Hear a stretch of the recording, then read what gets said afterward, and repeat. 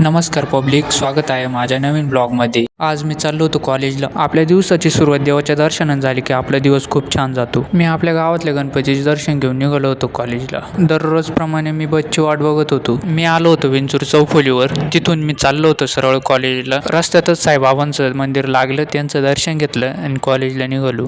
आणि मी पोहोचलो होतो कॉलेजला. ही आहे आपली झुलॉजी प्रॅक्टिकल लॅब.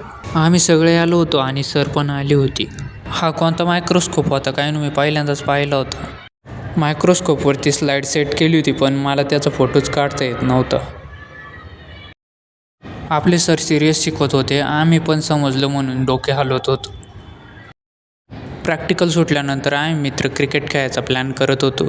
सगळे लेक्चर झाले आणि आम्ही आलो होतो क्रिकेट खेळायला. आम्ही जेवढं लेक्चर करतो तेवढं खेळत पण असतो. मी निघालो होतो परतीच्या प्रवासाला, म्हणजे आपल्या घरी तर जायचंच आहे.